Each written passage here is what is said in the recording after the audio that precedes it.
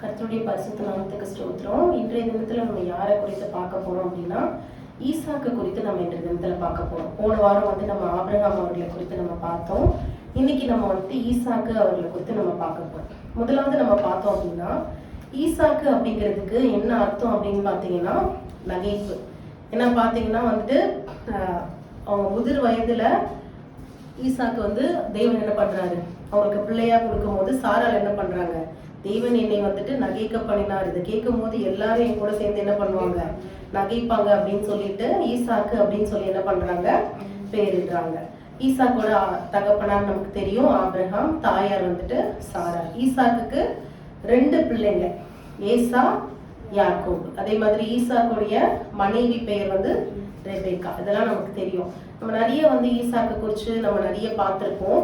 இன்னைக்கு நம்ம ஷார்ட்டா என்ன பார்க்க போறோம் அப்படின்னா, ஈசாக்கு பாத்தீங்கன்னா நிறைய விதத்துல பாத்தீங்கன்னா ஆண்டவராகிய இயேசு கிறிஸ்துவ ரிசம்பிள் பண்ற மாதிரி நிறைய காரியங்கள் ஈசாக்குடைய வாழ்க்கையில நம்ம பார்க்க முடியும். அதுதான் நம்ம ஒண்ணா நம்ம பார்க்க போறோம். எப்படி அது ஒரு முன் உதாரணமா சொல்லப்பட்டிருக்கு எல்லாம் அப்படின்னு சொல்லிட்டு நம்ம இன்னைக்கு பார்க்க போறோம். முதலாவது அவங்களுடைய பிறப்பை குறிச்சு நம்ம பார்க்கும்போது, எப்படி ஆண்டவராகிய இயேசு கிறிஸ்துவனுடைய பிறப்பு பாத்தீங்கன்னா ஒரு விசேஷமான ஒரு பிறப்புல. ஏன்னா ஒரு கன்னி கர்ப்பவதியாகி ஒரு குமாரனை பெறுவார். அது இவ்வளவு ஒரு விசேஷமோ அதே மாதிரிதான் பாத்தீங்கன்னா ஈசாக்குடைய பிறப்பு இருந்திருக்கு. ஏன்னா ஆபிரகாமும் முதிர் வயது உள்ளவர், அதே மாதிரி சாராலும் முதிர் வயது. கிட்டத்தட்ட அவங்களுக்கு அந்த ஸ்திரீகளுக்கு உண்டான அந்த வழிபாடு நின்று போயிடுச்சு அப்படின்னு இருக்கும். அப்ப அந்த மாதிரி ஒரு நிலைமையில பாத்தீங்கன்னா அவங்களுக்கு ஆண்டவர் என்ன பண்றாரு, ஒரு பிள்ளைய கொடுக்கிறாரு. அப்ப அவங்க பிறப்பே பாத்தீங்கன்னா ஒரு விசேஷமான ஒரு பிறப்பா நம்ம பாக்குறோம். முதலாவது நம்ம வாசிக்கும் போது ஆதியாகமம் 21ஆம் அதிகாரம் 2வது வசனம்.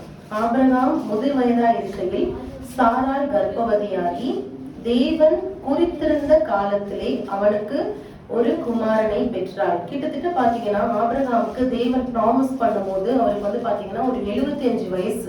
75 வயசா இருக்கும் போது ஆண்டவர் என்ன சொல்றாரு, நான் உன்னை ஆசீர்வதித்து உன் சந்ததி என்ன பண்ணுவேன், பெருக பண்ணி இந்த வானத்து நட்சத்திரத்து போல நான் என்ன பண்ணுவேன், அவ்வளவு சந்ததியை நான் உனக்கு கொடுப்பேன் அப்படின்னு சொல்றாரு. ஆனா ஆபிரகாமுக்கு சொல்லி உடனே நடந்துடல இல்ல. தேவன் ஒரு காலத்தை என்ன பண்ணிருக்காரு, குறிச்சிருக்காரு. ஈசாக்குடைய பிறப்புக்கு ஒரு காலம் குறிக்கப்பட்டிருந்தது. அந்த குறிக்கப்பட்டிருந்த காலம் எவ்வளவு நாள், கிட்டத்தட்ட அந்த ப்ராமிஸ் கிடைச்சதுல இருந்து 25 வருஷம் ஆபிரகாம் என்ன பண்ணிருக்காரு, அந்த ப்ராமிஸ்க்காக பொறுமையோட அவர் என்ன பண்ணியிருந்திருக்காரு, காத்திருந்திருக்காருல்ல. அப்ப குறிக்கப்பட்ட காலத்துலதான் என்ன பண்ணிருக்காரு, ஈசாக்கு பிறந்திருக்காரு. அப்ப அவர் பிறக்கிறதுக்கு முன்னாடியே ஆண்டவர் என்ன பண்ணிருக்காரு, நிறைய பிளான்ஸ் வச்சிருந்திருக்காரு. இந்த நேரத்துலதான் ஈசாக்கு பிறக்கணும் அப்படின்னு. அதே மாதிரிதான் ஆண்டவராகிய இயேசு கிறிஸ்துவும். அது குறித்து நம்ம வாசிப்போமா. கலாத்தியர் 4ஆம் அதிகாரம் 4ஆம் வசனம் 5ஆம் வசனம். கலாத்தியர் 4:4-5.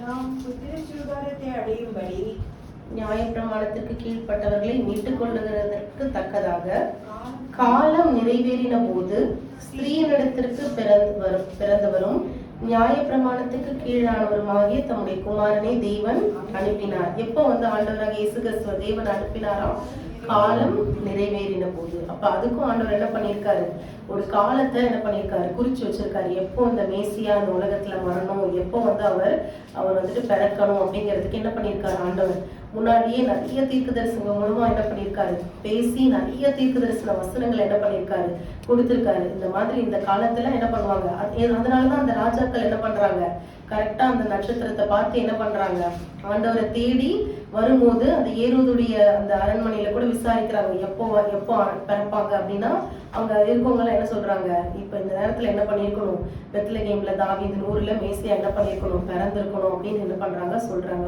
ஆண்டவர் என்ன பண்றாரு, அவர் இயேசு கிறிஸ்து இந்த உலகத்துல வருவதற்கு என்ன பண்ணிருக்காரு, ஒரு காலத்தை முன்குறிச்சு வச்சிருந்திருக்காரு. அதே மாதிரிதான் நம்ம என்ன பார்த்தோம், ஈசாக்குக்கும் பார்த்தோம்ல. 21ஆம் அதிகாரம் 2ஆம் வசனத்துல தேவன் குறித்திருந்த காலத்துல ஈசாக்கு என்ன பண்ணாராம், பிறந்தாரு அப்படின்னு நம்ம பார்க்கணும். அடுத்ததாக நம்ம பார்க்கும்போது நம்ம ஆல்ரெடி பார்த்தோம் ஈசாக்குடைய பெயருக்கு என்ன ஒரு அர்த்தம், நகைப்புல லாஃப்டர்.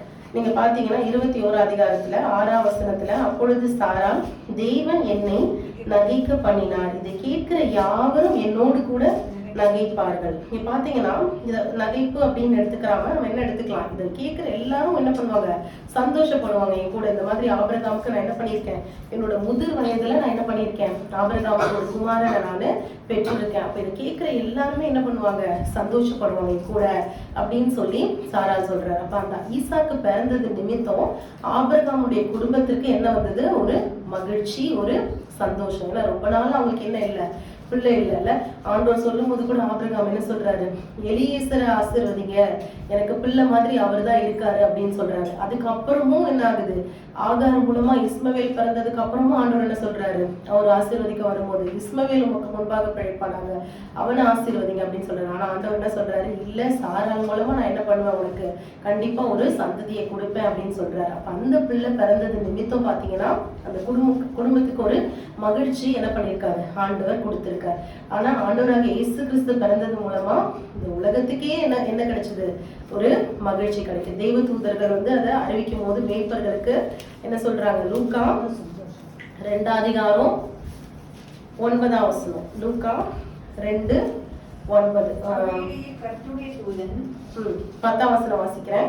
தெய்வ தூதன் அவர்களை நோக்கி, பயப்படாதிருங்கள், இதோ எல்லா ஜனத்துக்கும் மிகுந்த சந்தோஷத்தை உண்டாக்கும் நற்செய்தியை உங்களுக்கு அறிவிக்கிறேன். இன்று கர்த்தராகிய கிறிஸ்து என்னும் ரட்சகர் உங்களுக்கு தாவீதின் ஊரிலே பிறந்திருக்கிறார். அப்போ எல்லா ஜனத்துக்கும் ஒரு மிகுந்த சந்தோஷத்தை என்ன பண்ணிருக்க, ஆண்டவராக இயேசு கிறிஸ்துவனுடைய பிறப்பு கொடுத்திருக்கு இல்ல. ஏன்னா ஆண்டவர் பிறந்தது நிமித்தம் தான் மனிதனுக்கும் தேவனுக்கும் நடுவுல இருந்த அந்த தடையாய் இருந்த அந்த சுவர் இடிக்கப்பட்டு நம்மளால என்ன பண்ண முடியுது, ஆண்டவர் அப்பா பிதாவே அப்படின்னு ஒரு உரிமையோடு நம்மளால என்ன பண்ண முடியுது, கூப்பிட முடியுது இல்ல. அதுக்கு முன்பாக வரைக்கும் வெறும் யார் மட்டும் தான் போக முடியும், வெறும் அந்த பிரதான ஆசாரியர் மட்டும்தான் என்ன பண்ண முடியும், தேவனுடைய சமூகத்துல போய் என்ன பண்ண முடியும், வருஷத்துக்கு ஒரு முறை போய் ஆராதனை செலுத்த முடியும். ஆனா இன்னைக்கு நம்ம எல்லாராலையும் என்ன பண்ண முடியுது, விடுதலையோடு ஆண்டவரை நம்மளால என்ன பண்ண முடியுது, ஆராதிக்க முடியுது. நம்ம இருக்க இடத்துல நமக்கு அந்த பரிசுத்த ஆவியானவர் இருக்காரு, ஆண்டவர் நம்ம கூட இருக்காருன்ற ஒரு உணர்வு நமக்கு இருக்குல்ல. அதுவே நமக்கு எவ்வளவு பெரிய மகிழ்ச்சி இல்ல, ஆண்டவர் நம்ம கூட இருக்காரு அப்படிங்கிற ஒரு உணர்வு.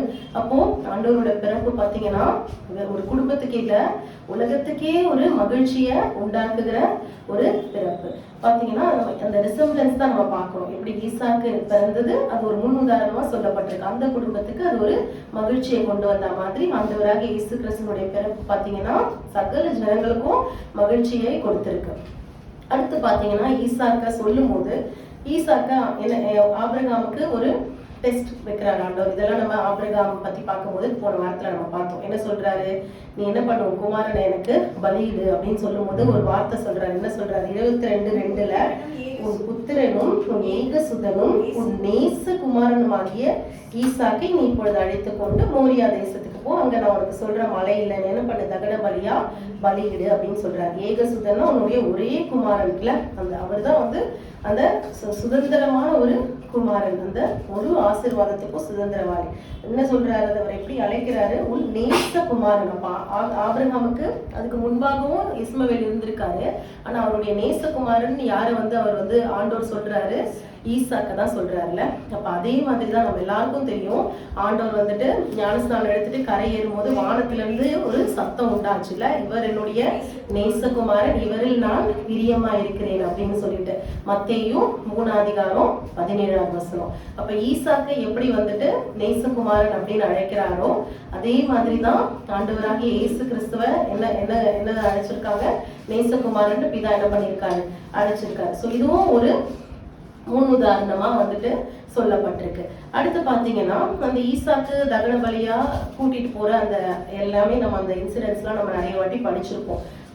அதை குறித்து நம்ம பார்க்கும்போது என்ன அந்த ஒரு சிமிலாரிட்டி இருக்கு அப்படின்னு நம்ம பார்க்கும்போது ஆதியாகமம் 22:6 நம்ம எல்லாருக்கும் தெரியும், அந்த மோரியா தேசத்துக்கு அவங்க போறாங்க. அந்த மலைக்கு போகும்போது ஆபிரகாம் வேலைக்காரரெல்லாம் நிறுத்திட்டு என்ன பண்றாரு, ஈசாக்க மட்டும் தனியா அழைச்சிட்டு போறாரு. 6 ஆபிரகாம் தகன பலிக்கு கட்டைகளை எடுத்து தன் குமாரனாகிய ஈசாக்கின் மேல் வைத்து தன் கையிலே நெருப்பையும் கத்தியையும் எடுத்துக்கொண்டான். அப்ப பாத்தீங்கன்னா யார் அந்த கட்டையை சுமந்துட்டு போறது, ஈசாக்கு. யார பலி கொடுக்கறதுக்காக ஆபிரகாம் கூட்டிட்டு போறாரு, ஈசாக்கை தான் பலி கொடுக்க கூட்டிட்டு போறாரு. அப்ப அவரை பலி கொடுக்கறதுக்கு அவரே என்ன பண்றாரு, அதுக்கான அந்த கட்டைகளை என்ன பண்றாரு, சுமந்து கொண்டு போகிறத நம்ம பார்க்க முடியுதுல்ல.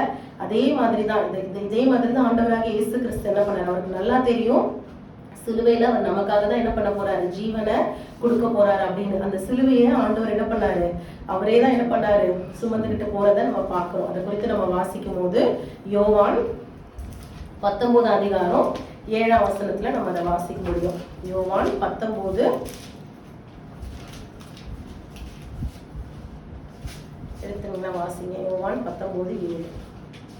யூதர்கள் அவனுக்கு பிரதியுத்தரமாக, எங்களுக்கு ஒரு நியாயப்பிரமாணம் உண்டு, இவன் தன்னை தேவனுடைய குமாரன் என்று சொன்னபடியினால் 17 அவர் தம்முடைய சிலுவை சுமந்து கொண்டு எபிரேய பாஷையிலே கொல்கதா என்று சொல்லப்படும் கபாலஸ்தலம் என்கிற இடத்திற்கு புறப்பட்டு போனார். அவரே என்ன பண்ணாரு, அந்த சிலுவைய சுமந்துகிட்டு போறாரு. இங்க நம்ம அதே மாதிரி தான் முன் உதாரணமா நம்ம என்ன பாக்குறோம், ஈசாக்கு அவர் பலியாகிறதுக்கு அந்த அந்த அந்த கட்டைகளை என்ன பண்றாரு, ஈசாக்கு அவரு சுமந்துக்கிட்டு அந்த மலையில போறத நம்ம பாக்குறோம்.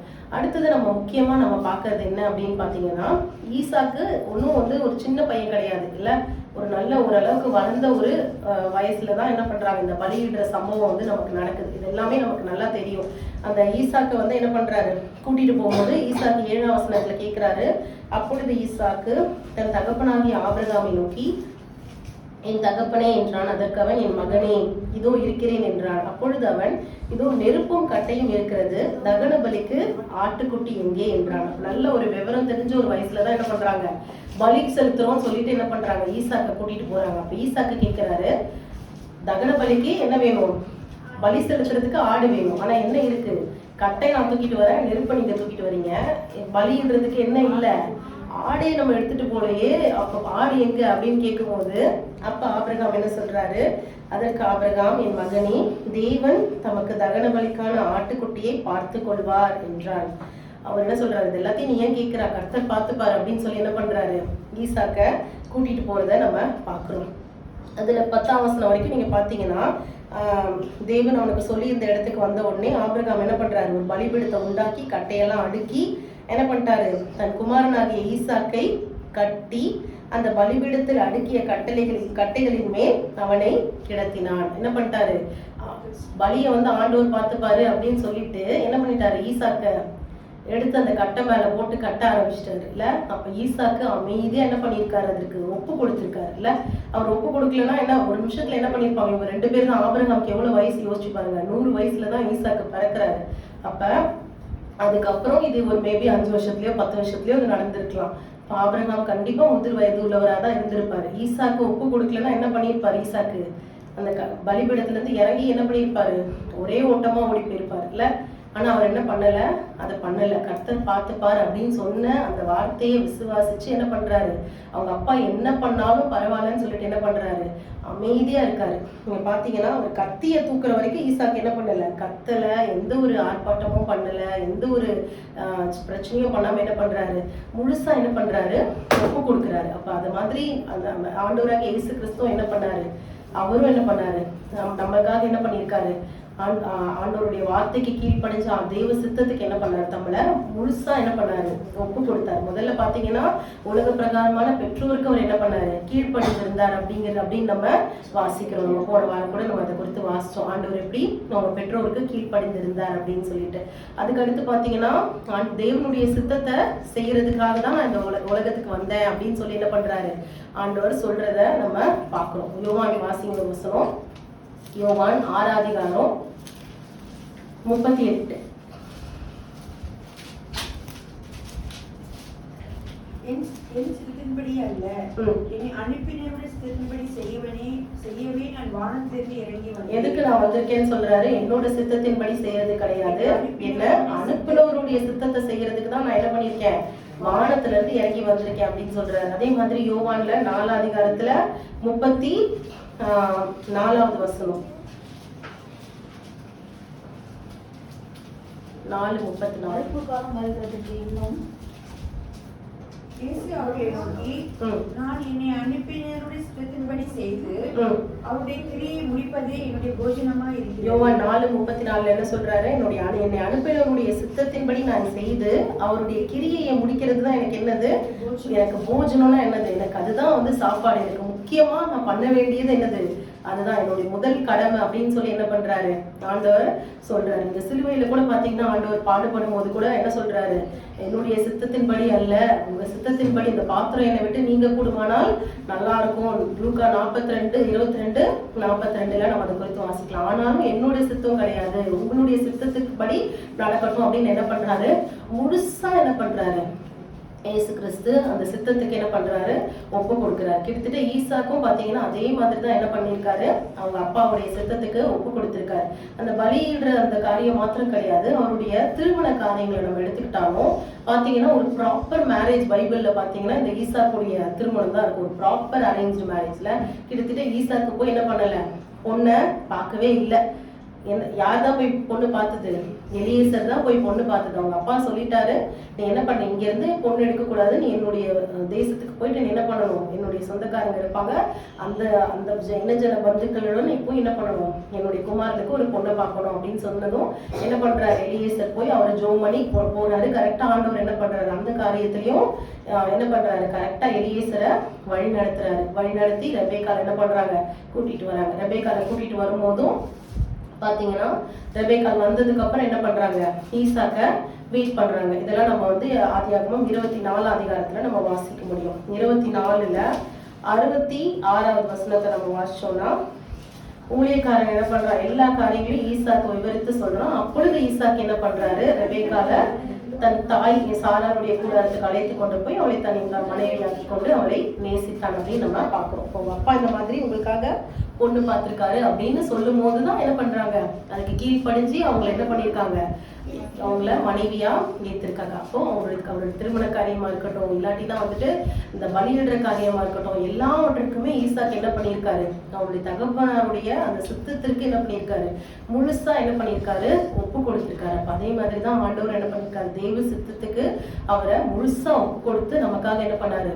பலியாக அவர் என்ன பண்ணாரு? இந்த உலகத்திற்கு வர்றத நம்ம பாக்குறோம். அதே மாதிரி இந்த காரியத்தை நம்ம வாசிக்கும் போது இன்னும் கொஞ்சம் நம்ம அதை குறித்து நம்ம பார்க்கும்போது எபிரேயர்ல நம்ம ஒரு வசனம் வாசிக்கலாம். எபிரேயர் 11 அதிகாரம் 19 வசனம் வாசிங்க. தனக்கு ஒரே பேரானவனையே பலியாக ஒப்பு கொடுத்தான், மரித்தோரிலிருந்து அவனை பாவனையாக திரும்பவும் பெற்றுக் கொண்டான். இங்க பாத்தீங்கன்னா ஆபிரகாமுடைய விசுவாசத்தை குறித்து சொல்லப்பட்டிருக்கும் 17ல இருந்து. மேலும் விசுவாசத்தினால ஆபிரகாம் என்ன பண்ணாரு? சோதிக்கப்பட்ட போது ஈசாக்க பலியாக ஒப்பு கொடுத்தாரு. ஏன்னா ஆண்டவர் என்ன சொல்லியிருக்காரு? ஈசாக்கு மூலமா தான் உன் சந்ததி என்ன ஆகும்? பெருகும் அப்படின்னு ஆண்டவர் வந்து சொல்லியிருக்காரு. அப்ப ஈசாக்கு மூலமா உன் சந்ததி பெருகும்னு ஆண்டவர் சொன்னதுனால நான் ஈசாக்க பலியாவே நான் வந்து அவரை வெட்டி பலியிட்டா கூட ஆண்டவரால என்ன பண்ண முடியும்? அந்த ஈசாக்க மறுபடியுமாக உயிரோட எழுப்பு பண்ண முடியும் அப்படின்னு என்ன பண்றாரு? அவரு விசுவாசிச்சிருக்காரு. அவர் விசுவாசித்து என்ன பண்ணியிருக்காரு? அவருடைய குமாரன் என்ன பண்ணியிருக்காரு?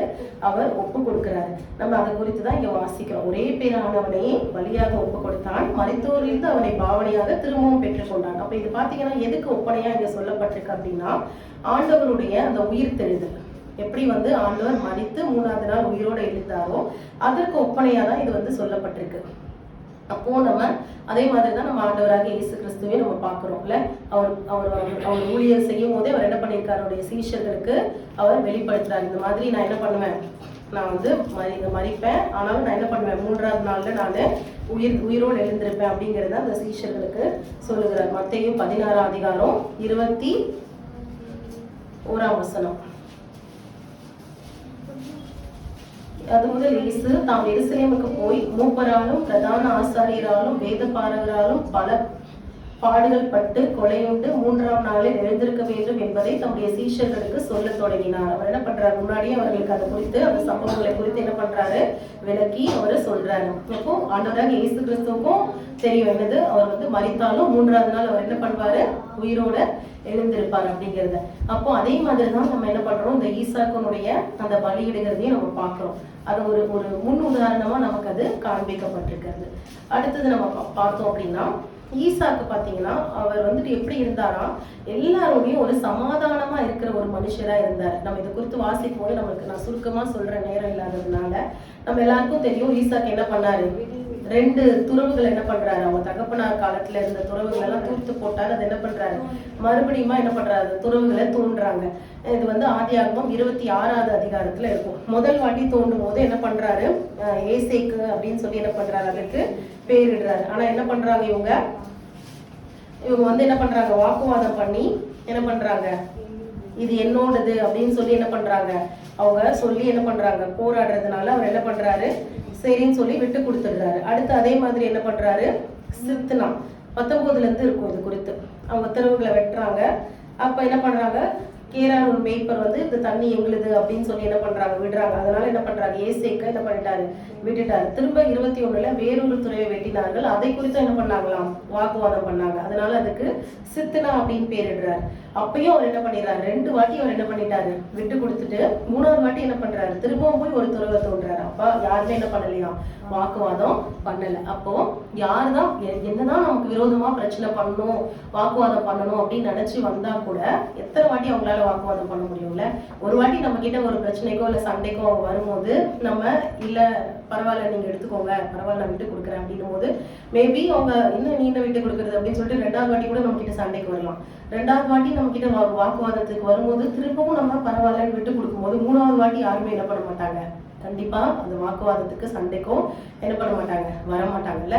அப்ப ஈசாக்கு எப்படி இருந்திருக்காரு, ஒரு சமாதானத்தை விரும்புகிற ஒரு மனுஷராகவும் ஒரு விட்டு கொடுத்து போகிற ஒரு மனுஷராகவும் என்ன பண்ணியிருக்காரு, ஈசாக்கு இருந்திருக்காரு. நம்ம ஒரு வசனத்தை அதை குறித்து வாசிக்கும் போது 2 தீமோத்தேயு 2வது அதிகாரம் 24வது வசனம்.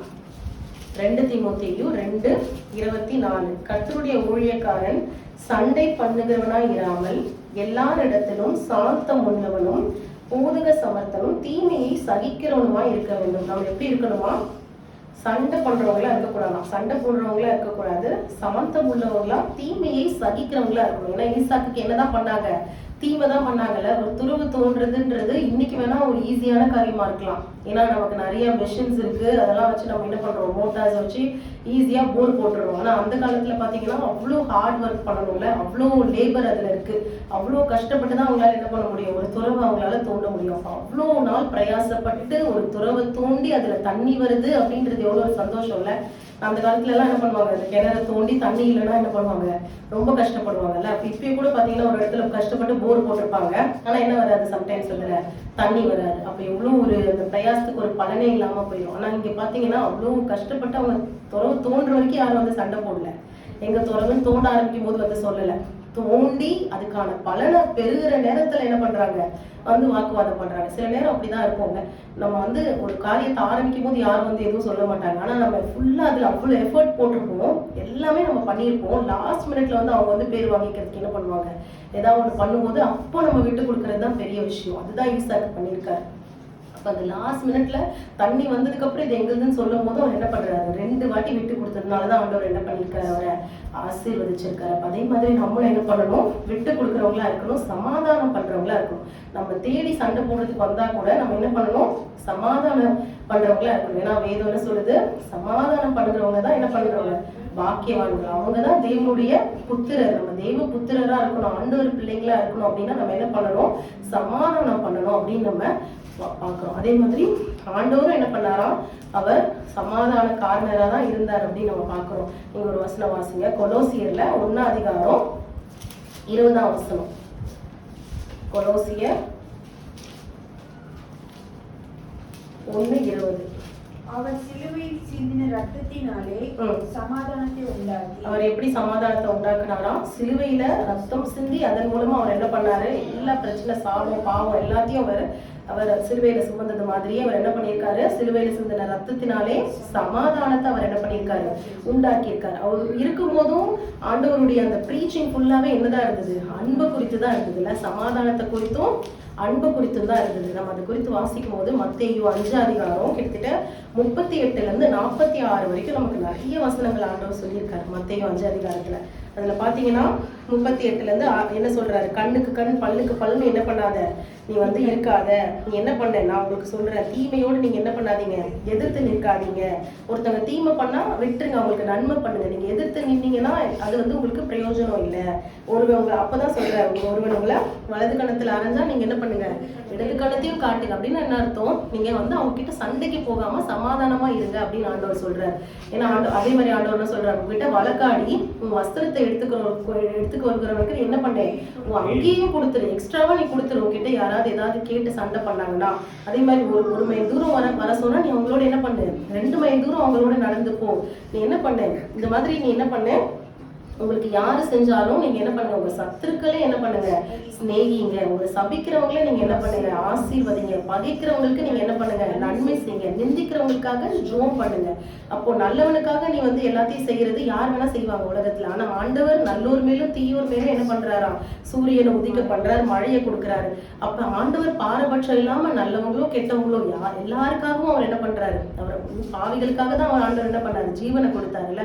அப்ப அதே மாதிரி தான் ஆண்டவர் என்ன சொல்றாரு, நம்மளும் அதே மாதிரி இருக்கணும்னு சொல்லி ஆண்டவர் என்ன பண்றாரு, விரும்புகிறார். அப்ப நம்மளும் என்ன பண்ணணும், அதே போல நம்ம என்ன பண்ணணும், சமாதானத்தை தேடுகிறவர்களாய், சமாதானத்தை நாடுகிறவங்களா நம்ம இருக்கணும். ஆண்டவர் சொன்னது மாத்திரம் இல்ல, அவர் வாழ்க்கையிலும் அப்படிதான் இருந்திருக்காருல்ல. ஏன்னா பாத்தீங்கன்னா சிலுவையில அறையறதுக்கு முன்பாக அவர் என்ன பண்றாங்க, பரியாசம் பண்றாங்க, அவர் கண்ணத்துல அறையிறாங்க, மூஞ்சில வந்து என்ன பண்றாங்க, அவரை துப்பினார்கள் நம்ம வாசிக்கிறோம். ஆனாலும் அது எல்லாத்தையும் ஆண்டவர் என்ன பண்றாரு, சகித்து கொண்டு என்ன பண்ணாரு, அவங்களுக்காகவே என்ன பண்ணாரு, சிலுவையில ஜெபம் பண்றாரு. லூக்கா 23:34 என்ன சொல்றாரு, பிதாவே இவர்களுக்கு மன்னியும், தாங்கள் செய்கிறது என்னதென்று அறியாத செய்யறாங்க அப்படின்னு சொல்லி என்ன பண்றாரு, அவங்களுக்காகவே அவர் என்ன பண்றாரு, பரிந்து பேசி ஜெபம் பண்றதை நம்ம பார்க்கிறோம். அதே மாதிரி நம்மளும் என்ன பண்ணணுமா, விட்டு கொடுக்குறவங்களா, சமாதானம் காரணங்களா, சமாதானம் பண்ணுகிறவர்களா நம்ம இருக்கணும் அப்படின்னு பார்க்கிறோம். கிட்டத்தட்ட 7 வித்தியாசங்கள் நம்ம பார்த்தோம். பாத்தீங்கன்னா முதல்ல அந்த குறித்த காலத்துல எப்படி வந்து பிறந்தார் ஈசாக்கு, அதே மாதிரி இயேசு கிறிஸ்து எப்படி குறித்த காலத்துல பிறந்தார்னு பார்த்தோம். அதே மாதிரி ஈசாக்கனுடைய அந்த பிறப்பு எப்படி அவங்க குடும்பத்துக்கு ஒரு சமாதானத்தை கொண்டு வந்துச்சு, ஆண்டவராக இயேசு கிறிஸ்துனுடைய பிறப்பு எப்படி அந்த உலக மக்களுக்கு ஒரு ஒரு சந்தோஷத்தை கொடுத்ததுன்னு பார்த்தோம். அதே மாதிரி ஈசாக்கையும் நேசகுமாரன் என்று அழைக்கிறாரு.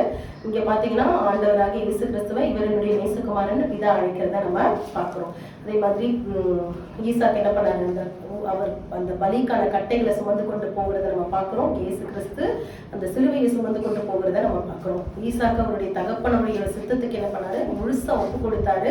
அதே மாதிரி இயேசு கிறிஸ்து ஆண்டவருடைய சித்தத்துக்கு முழுசா ஒப்பு கொடுத்ததை பார்க்கிறோம். அந்த ஈசாக்கு ஒப்பு கொடுத்தாலும் அவர் வந்து அந்த பலி இட்டாலுமே அவரால் திரும்ப எழுப்ப முடியும்ன்ற ஒரு விசுவாசம் ஆபிரகாமுக்கு இருந்ததை நம்ம பார்க்கிறோம். அதே மாதிரி ஆண்டவரும் என்ன பண்றாரு, முன்னாடியே சீஷர்களுக்கு சொல்றாரு அந்த விசுவாச வார்த்தைகளை, நான் மரித்தாலும் திரும்ப என்ன பண்ணுவேன், 3ஆம் நாள் உயிரோட எழுந்திருப்பேன் அப்படிங்கிறது. அதே மாதிரி ஈசாக்கு எப்படி சமாதானமா இருந்தாரு, இப்படி விட்டு கொடுத்தாரு, அதே மாதிரி ஆண்டவராக இயேசு கிறிஸ்து வாழ்க்கையில நம்ம பார்த்தோம். இப்ப இதெல்லாம் நமக்கு பாத்தீங்கன்னா ஈசாக்கு பாத்தீங்கன்னா அந்த தேசத்துல வர விருத்தி அடைந்தான் அப்படின்னு நம்ம வாசிக்கலாம். 26:12 விதை விதைத்தான், கர்த்தர் அதை என்ன பண்ணாராம், 100 மடங்கு ஆசீர்வதிக்கிறார். எத்தனை மடங்கு, 100 fold. அப்ப அந்த 100 fold blessing நமக்கு வேணும், நம்ம ஆசீர்வாதத்தை பெற்றுக்கொள்ளணும் அப்படின்னா நம்ம என்ன பண்ணணும், ஈசாக்கு கிட்டே இப்ப நம்ம எத்தனை நல்ல காரியங்கள் பார்த்தோம்ல, அதே மாதிரி நம்ம இருந்தாதான் என்ன பண்ண முடியும், நம்ம அந்த ஆசீர்வாதங்களை பெற்றுக்கொள்ள முடியும். ரெபேக்காக்கு பிள்ளை இல்லைன்னும் போதும் ஈசாக்கு என்ன பண்றாரு, அதுக்காகவும் மன்றாடி ஜெபிக்கிறத நம்ம பார்க்கிறோம். இப்போ எந்த பிரச்சனைனாலும் ஜெபிக்கிறவங்கள நம்ம இருக்கணும். இதெல்லாம் நம்ம ஈசாக்குடைய வாழ்க்கையில பார்க்கிறோம். அந்த ஈசாக்குடைய வாழ்க்கையில என்ன மிஸ்டேக்ஸ், என்ன சில தவறுகள் இருந்ததுன்றதை நம்ம ரொம்ப ஷார்ட்டா ஒரு 5 minutesல நம்ம பார்த்து முடிச்சிடலாம். முதல்ல பாத்தீங்கன்னா ஆதியாகமம் 26:7-11 வரைக்கும் நம்ம வாசிக்கும் போது ஈசாக்கும் பாத்தீங்கன்னா ஆபிரகாம் சொன்ன அதே ஒரு பொய்யை வந்து சொல்றது குறித்து நம்ம பார்க்கலாம். அதாவது ரெபேக்காலும் பாத்தீங்கன்னா ரொம்ப அழகான ஒரு ஸ்திரியா இருந்தது நிமித்தம் ஈசாக்கு என்ன பண்றாரு, நான் வந்து உன்னை என்னன்னு சொல்ல போறேன், சகோதரின்னு சொல்ல போறேன் அப்படின்னும் போது அந்த அபிமெலேக்கு என்ன பண்றாரு, அவர் இதை வந்து ஒரு நாள் அவங்க 2 பேரும் விளையாடிட்டு இருக்கிறத பார்க்கும் போது அவர் என்ன பண்றாரு, கூப்பிட்டு கேட்கும் போது அப்ப சொல்றாரு, நீங்க ஏன் இப்படி வந்து போய் சொன்னீங்க அப்படின்னு சொல்லி அவர் கேட்கிறாரு. அப்போ அந்த மாதிரி எந்த ஒரு காரியத்துக்காகவும் நம்ம என்ன பண்ணக்கூடாதுன்னா பொய் சொல்லுகிறாய் நம்ம இருக்கக்கூடாது. ஒரு வசனம் மட்டும் வாசிங்க, கொலோசியர் 3:9. ஒருவருக்கொருவர் பொய் சொல்லாதீர்கள், பழைய மனுஷனையும் அவன் செய்கைகளையும் கலைந்து போகுது. நம்ம என்ன பண்ணணுமா, பொய் சொல்லக்கூடாது. பழைய அந்த பொய் சொல்றதுன்றது என்னது, பழைய மனுஷனுடைய செய்கை, அதை நம்ம கலைந்து போட்டாதான் நம்மளால என்ன பண்ண முடியும், புதிய மனுஷனா நம்மளால மாற முடியும். அப்ப அந்த ஒரு குணாதிசயம் நம்ம கிட்ட இருக்கக்கூடாது. அடுத்து பாத்தீங்கன்னா நம்ம இந்த ஈசாக்கனுடைய வாழ்க்கையில நம்ம பார்க்கும்போது அவர் வந்து தகப்பனுக்கு ரொம்ப கீழ்ப்படிந்து இருந்த ஒரு பிள்ளையா நம்ம பார்க்கிறோம். ஆனா அதே ஈசாக்கனுடைய பிள்ளைகளுடைய வாழ்க்கையை நம்ம பார்க்கும்போது வந்து பாத்தீங்கன்னா அந்த அளவுக்கு அவங்க தகப்பனுக்கு என்ன பண்ணல, கீழ்ப்படியில. அந்த ஒரு கண்ட்ரோல் வந்து அவருக்கு என்ன இல்லை, அந்த குடும்பத்துல ஒரு கண்ட்ரோல் இல்லை. நீங்க பாத்தீங்கன்னா எபேசியர்ல நம்ம வாசிக்கும் போது புருஷர்கள் தான் எப்படி இருக்காங்க, அவங்க வீட்டுக்கு தலையா இருக்காங்க அப்படிங்கிறத நம்ம வாசிக்கிறோம். ஆனா பாத்தீங்கன்னா ஏசாவுடைய திருமண காரியங்களை நம்ம பார்க்கும்போது ஏசா என்ன பண்றாரு, இங்க ஆதியாகமம் 26 34 35 கானானிய ஸ்திரீகளை போய் என்ன பண்றாரு, அவரு பெண் கொண்டு அவங்கள என்ன பண்றாரு, கல்யாணம் பண்றாரு. ஆனா ஆபிரகாம் பாத்தீங்கன்னா ஒரு ஸ்ட்ரிக்டா என்ன பண்றாரு, என் பிள்ளைக்கு கண்டிப்பா இந்த கானான் தேசத்துல என்ன பண்ணக்கூடாது, பெண் எடுக்கக்கூடாது, வேற எந்த தேவன் அறியாத ஜனங்கள் மத்தியிலும் என்ன பண்ணக்கூடாது, பெண் எடுக்கக்கூடாது, ஒரு ஸ்ட்ரிக்டான ஒரு ரூலை சொல்லி ஒரு எலியேசரை அனுப்புறாரு. ஆனா ஈசாக்கு என்ன பண்ணல, அந்த அளவுக்கு என்ன பண்ணல, அந்த விஷயத்துல ஒரு ஸ்ட்ரிக்டா இல்ல. அந்த பிள்ளைங்களை என்ன பண்ணிடுறாரு, விட்டுறாரு அவங்க இஷ்டத்துக்கு. அதனாலதான் என்ன ஆகுது, அந்த கானானிய ஸ்திரீகளை ஏசா வந்து என்ன பண்றாரு, கல்யாணம் பண்றாரு. அப்ப அந்த காரியத்துல நம்ம பாக்குறோம். அதே மாதிரி பாத்தீங்கன்னா ஏசா வந்து என்ன பண்றாரு, அந்த 25 அதிகாரத்துல 29 34 வரைக்கும் நம்ம வாசிக்கும் போது அந்த சேஷ்ட புத்திர பாகத்தை என்ன பண்றாரு, ஒரு கூழுக்கு ஆசைப்பட்டு என்ன பண்ணிடுறாரு, வித்துடுறாரு. அப்பயும் என்ன பண்ணல, ஈசாக்கு அதை குறித்து என்ன பண்ணல, ஏசாவை கடிந்து கொள்ளல. அவர் என்ன பண்ணியிருக்கணும், அதோடைய இம்பார்ட்டன்ஸை என்ன பண்ணியிருக்கணும், அதை சொல்லி கொடுத்துருக்கணும்ல, அது எவ்வளவு முக்கியம் அப்படிங்கறத என்ன பண்ணணும், சொல்லி கொடுத்துருக்கணும். ஆனா அதை வந்து அவர் என்ன பண்ணிடுறாரு, விட்டுறாரு. அதே மாதிரி பாத்தீங்கன்னா ஒரு விதமான ஒரு ஃபேவரட்டிசம் தான் அவங்க ஃபேமிலியில இருந்து. கிட்டத்தட்ட பாத்தீங்கன்னா அப்பாவுக்கு யாரை பிடிக்கும், ஏசாவை பிடிக்கும், அம்மாவுக்கு யாரை பிடிக்கும், யாக்கோபை பிடிக்கும். அப்ப ஒரு ஃபேவரட்டிசம் இருந்தாலுமே பட் என்ன பண்ணக்கூடாது, நம்ம அந்த பிள்ளைங்க வந்து தப்பு பண்ணும்போது நம்ம என்ன பண்ணணுமா, கண்டிக்கணும். அதுதான் நம்ம முக்கியமா நம்ம இதுல பார்க்க போறோம். நம்ம கண்டிக்கல அப்படின்னா கண்டிப்பா அந்த பிள்ளை வந்து அந்த குடும்பத்துக்கு ஒரு லட்சியம் தான் உண்டு பண்ணுவான். ஏன்னா நம்ம அதை குறித்து வாசிக்கும் போது ஒரு வசனம் வாசிங்க, நீதிமொழிகள் 29 அதிகாரம் 19 வசனம். நீதிமொழிகள் 29 வார்த்தைகளினாலே அடங்குவான். நீதிமொழிகள் 29:15 பிரம்பும் கடிந்து கொள்ளுதலும் ஞானத்தை கொடுக்கும், தன் இஷ்டத்திற்கு விடப்பட்ட பிள்ளையோ தன் தாய்க்கு வெட்கத்தை உண்டு பண்ணுகிறான். அப்போ எது ஞானத்தை கொடுக்குமா, பெரம்பும் கடிந்து கொள்ளுதல் தான். அப்ப பிள்ளைய வளர்க்கும் போது அதான் நீதிமொழிகள் முழுக்க நிறைய வசனம் நம்ம வாசிக்கலாம். பிள்ளையானவனே வளர்க்க வேண்டிய விதத்துல என்ன பண்ணணும், நம்ம நடக்க வேண்டிய விதத்துல அவரை நம்ம தான் வழி நடத்தணும். அப்பதான் அவர் முதிர் வயது வரைக்கும் என்ன பண்ண மாட்டான், அதை விடாது இருப்பான் அப்படின்னு நம்ம வாசிக்கிறோம். அதே மாதிரி என்ன வாசிக்கிறோம், பிறம்பை கையாளாது இருக்கிறவன் தன் மகனை பகைக்கிறான் அப்படின்னு நம்ம வாசிக்கிறோம்ல. நம்ம பெரம்பெடுத்து அதுக்கு என்ன அர்த்தம், பெரம்பெடுத்து அடிக்கணும்ட்டு இல்ல, அந்த ஒரு என்ன இருக்கணும், ஒரு அந்த கண்ட்ரோல் இருக்கணும் பசங்க மேல இல்ல. இந்த வசனம் ஒரு வாட்டி இங்க பாஸ்டர் எடுத்தாங்க ஓவன் ராபர்ட்ஸ் சர்ச்சில் எடுக்கும் போது, பிறம்பை கையாளாம இருக்கிற மகனை பகைக்கிறான்னு சொன்ன உடனே எங்க அப்பா அந்த வாரத்துல என்ன பண்ணிட்டாரு, ஒரு பெரிய பெரம்பு வாங்கிட்டு வந்துட்டாரு. அதை பார்த்த உடனே எனக்கும் கசிக்கும் அவ்வளவு பயம். ஒரு வாட்டி கூட அதை வச்சு எங்களை அடிச்சதே கிடையாது. பட் ஆனா அதை பார்க்கும் போதெல்லாம் வந்து மிரட்ட மட்டும் செய்வாரு. ஏதாவது தப்பு செஞ்சா பெரம்பெடுக்கவா, ஒரே வார்த்தை தான், பெரம்பெடுக்கவா பெரம்பெடுக்கவா. அந்த வார்த்தைக்கு என்ன பண்ணிடுவோம், பயந்து நாங்க 2 பேரும் அப்படியே அமைதியாயிருவோம் கப்சிப்புன்னு. அப்ப அது மாதிரி ஒரு கண்ட்ரோல் என்ன இருக்கணும் பசங்க மேல, அந்த ஃபேமிலியில அந்த பேரண்ட்ஸ்க்கு வந்து ஒரு கண்ட்ரோல் இருக்கணும் எப்பவுமே. இப்ப பாத்தீங்கன்னா நிறைய பசங்க வந்து என்ன கேட்டாலும் என்ன பண்ணிடுறாங்க, அடம் பிடிச்சி வாங்கி கொடுத்துடுறாங்க. அடம் பிடிச்ச உடனே போன் வேணும், உடனே போன். இப்ப என்ன கேட்டாலும் என்ன பண்ணிடுறாங்க, விட்டுறாங்க பிள்ளைங்களோட இஷ்டத்துக்கு. அதனாலதான் நம்ம இதை வாசிக்கிறோம். தன் இஷ்டத்துக்கு விடப்பட்ட பிள்ளை எப்படி இருப்பானா, தன் தாய்க்கு வெட்கத்தை உண்டு பண்ணுவான். அப்போ அந்த மாதிரி இஷ்டத்துக்கு என்ன பண்ணக்கூடாது, விடக்கூடாது. நம்ம ஒரு கண்ட்ரோல்ல நம்ம இருக்கணும் அப்படிங்கிற இந்த 2 காரியத்தை மட்டும் நம்ம அவருடைய வாழ்க்கையில இருந்து நம்ம கத்துக்கலாம். கர்த்தருடைய பரிசுத்த நாமத்துக்கு ஸ்தோத்திரம். Praise the lord. ஹல்லேலூயா. கர்த்தர் நல்லவர். 2 காரியம் மாத்திரம் என் இருதயத்துல தொட்டதாக சொல்றேன். ஈசாக்கு என்ன சொல்ற, அந்த கட்டி கிடத்தும் போது என்ன செய்யல, ஓடலை. இருக்கிற பிள்ளைங்களாம் இருந்தால் என்ன பண்ணிடணும், கிட்டத்தட்ட அப்போ வந்து ஈசாக்கு எப்படி 15 வயசாக இருக்கும். விறகு சுமந்து மலை மேலே ஏறணும்னா சும்மா இல்லையே. அப்புறம் 2வது சத்தமே போடல. புரியுதா? இதான் ஏசாயால சொல்றார், வாயை திறவாதிருந்தார். பேதுருவிலே இருக்கு அந்த வார்த்தை, வாயை திறவாது, சத்தமிடாது இருக்கிற ஒரு ஆட்டை போல வாயை திறக்கும். கவனிங்க, அதை போல நமக்கு என்ன செய்யணும், தாய் தகப்பனுடைய வார்த்தைகளுக்கு கீழ்ப்படி. புரியுதா? அடுத்தது அந்த முடிக்கும் போது சொல்லும்போது கண்ட்ரோல் வேணும். ஈசாக்கு மிஸ் பண்ணது என்னது, பிள்ளைங்களை கண்ட்ரோல் பண்ணாத விட்டார். கடைசியில் அவன் என்ன பண்ணா, ஏசா அந்த ஊரில் இருக்கிறது, அது இல்லாத சண்டை வேற, சச்சரவு இதெல்லாம் வந்தது. அப்படிலாம் இல்லாதபடிக்கு பிள்ளைகளை என்ன செய்யணும் சொல்லுங்கள், நல்லா தன்னுடைய கண்ட்ரோலில் ஆண்டவருடைய சித்தத்தின்படி என்ன செய்யணும், வளர்க்கணும். கர்த்தரை ஸ்தோத்திரம்படி ஜெபம் பண்ணுவோம். ஆண்டவரே, ஈசாக்கை குறித்து நாங்கள் பார்த்தோம். விசேஷமாக இயேசு கிறிஸ்துக்கு ஒரு முன் அடையாளமாக அவருடைய வாழ்க்கை இருந்ததுக்காக நாங்கள் நன்றி செலுத்துகிற தகப்பனை. அதே போல ஆண்டவரை எல்லா காரியத்திலும் தகப்பனுக்கு கீழ்ப்படிந்த ஒரு ஈசாக்க போல நாங்கள் ஆண்டவரே உமக்கு கீழ்ப்படுகிற மக்களாக, இயேசு கிறிஸ்து பிதாவுடைய சித்தத்துக்கு கீழ்ப்படைந்தது போல நாங்கள் உம்முடைய வார்த்தைகளுக்கு எல்லாவர்களும் கீழ்ப்படிந்து நடக்க நாம மகிமைப்பட கிருபை தருவீரா. இயேசு கிறிஸ்துவின் ஜீவனுள்ள ஜெயமுள்ள நாமத்தில் ஜெபிக்கிறோம் நல்ல பிதாவே, ஆமென். ஆத்துமாவே கர்த்தரை ஸ்தோத்திரி, என் முழு மேலுடைய பரிசுத்த நாமத்தை ஸ்தோத்திரி. என் ஆத்துமாவே கர்த்தரை ஸ்தோத்திரி, அவர் செய்த சகல உபகாரங்களை மறவாதே. ஆமென், ஆமென், ஆமென். God bless you.